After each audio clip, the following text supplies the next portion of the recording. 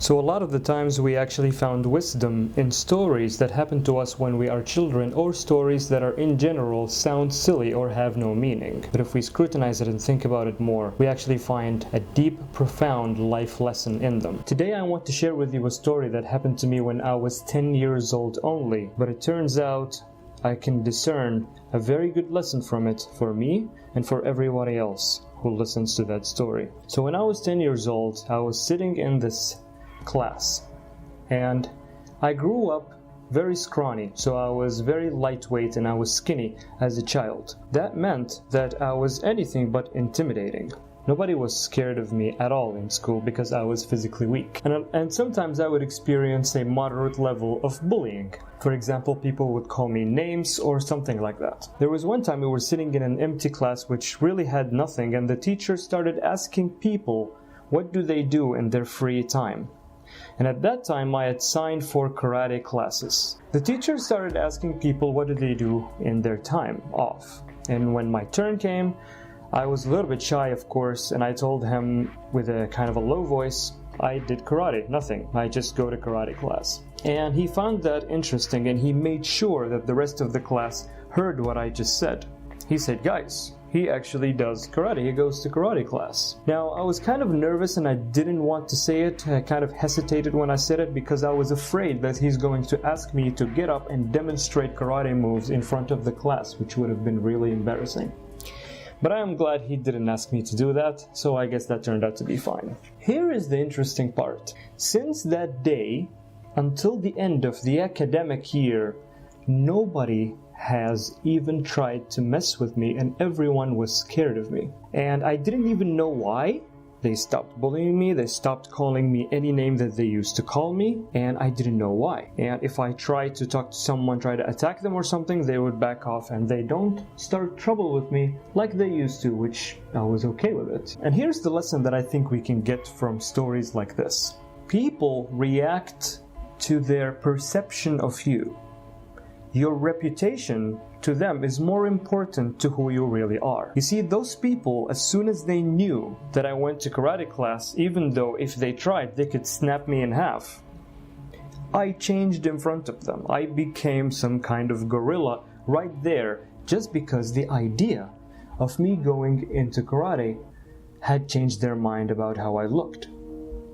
I wasn't any different. I couldn't have changed in the time I said the sentence, but people don't react to anything other than what they think about us. That means your reputation is as important at something as who you really are. If you are a public speaker, your reputation as a public speaker is the foot through the door that's gonna get people to even start to listen to what you're saying. In the book 48 Laws of Power, Robert Greene says, so much depends on your reputation, guarded with your life. Pay attention to what I'm about to say here.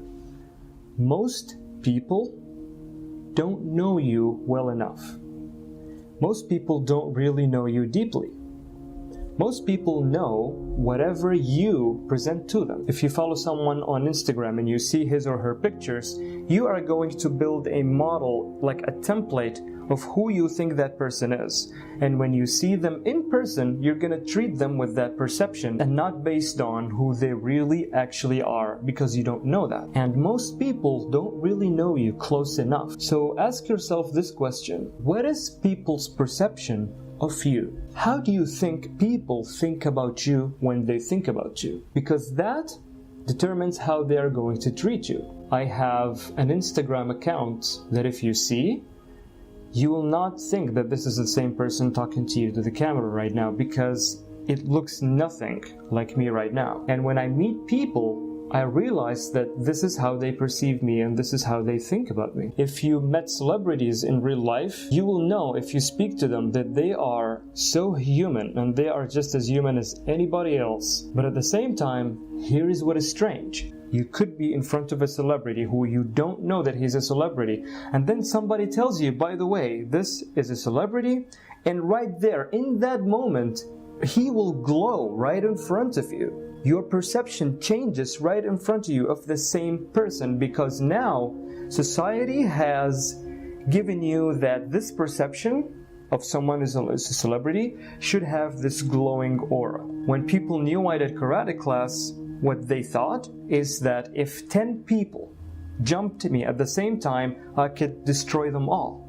When in reality, any one of them could probably snap me in half at that time. Ask yourself 2 questions. What do people perceive me as and why? What are you presenting to people? What do you project? And the other question is, think back to stories that happened to you as a child and where you think that they are just like silly stories that don't mean anything. You'll find meaning in them. You'll find life lessons, and if you do, please, if you can, share them in the comments below, because I would love to hear what happened to you and what you learned from them as soon as you think about it. Do the best you can to enhance your reputation and inflate it, because this is the foot through the door before people get to know you. If I could think about a goal to go towards from this lesson here, I'd probably say make sure or work towards having your real person be in line with your reputation so that it's the same person, and have that be great through self-improvement.